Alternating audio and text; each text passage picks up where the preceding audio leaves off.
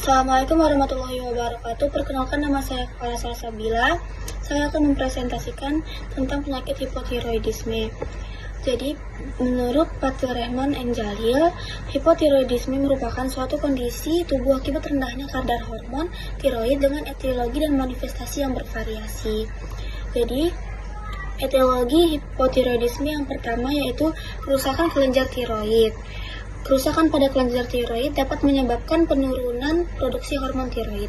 Yang kedua, gangguan autoimun.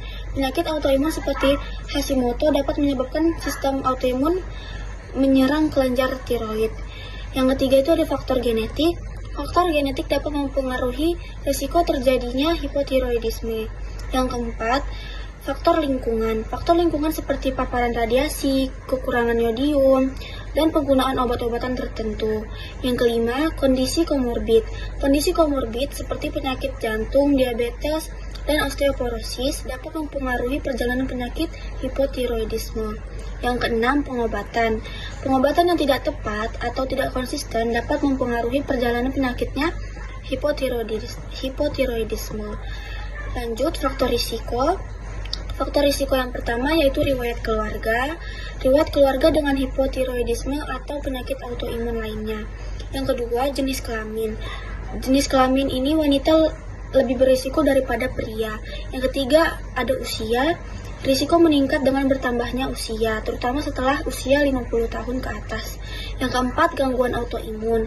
Penyakit autoimun seperti Hashimoto, diabetes tipe 1, atau rheumatoid arthritis. Yang kelima, ada radiasi.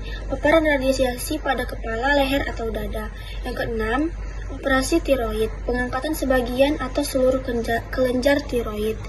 Lanjut, ada jenis macam-macam penyakit hipotiroidisme, yaitu yang pertama, hipotiroidisme primer, kerusakan pada kelenjar tiroid seperti Hashimoto atau penyakit autoimun, kerusakan akibat radiasi, operasi tiroid. Yang kedua, hipotiroidisme sekunder, gangguan pada kelenjar pituitari seperti tumor pituitari. Yang ketiga, hipotiroidisme tersier, gangguan pada hipotalamus seperti tumor hipotalamus, kerusakan hipotalamus akibat operasi atau radiasi. Lanjut, yang keempat, hipotiroidisme kongenital, kondisi hipotiroidisme yang ada sejak lahir yang disebabkan oleh kelainan genetik, kerusakan kelenjar tiroid saat perkembangan janin. Dan yang terakhir, hipotiroidisme subklinis, kondisi di mana level hormon tiroid masih normal tetapi TSH meningkat. Lanjut, ada manifestasi klinis. Yang pertama, gejala umum yaitu kelelahan dan kelemahan, penambahan berat badan, kulit kering dan dingin, rambut rontok, sensitivitas dingin. Yang kedua, ada gejala fisik, kulit pucat, rambut kering dan rapuh, kuku rapuh. Lalu selanjutnya ada komplikasi. Komplikasi yang pertama yaitu penyakit jantung.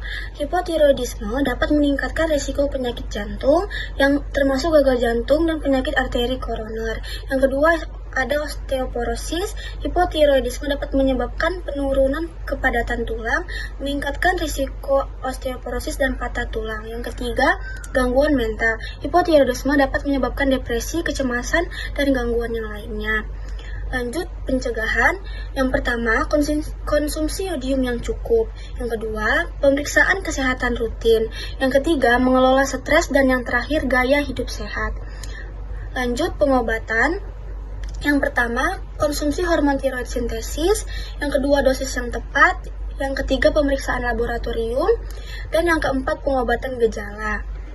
Penata laksanaan medis. Yang pertama, konsumsi hormon tiroid sintesis.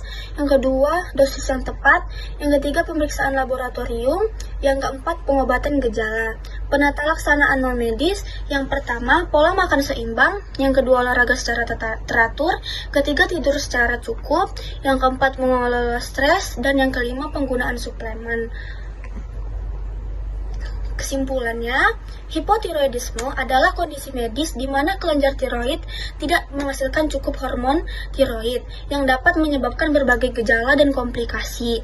Hipotiroidisme dapat disebabkan dari berbagai faktor, termasuk kerusakan kelenjar tiroid, gangguan autoimun, dan kekurangan yodium.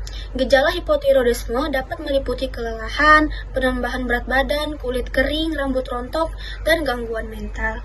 Baiklah, sekian presentasi tentang penyakit hipotiroidisme dari saya. Apabila ada salah kata mohon dimaafkan. Wassalamualaikum warahmatullahi wabarakatuh.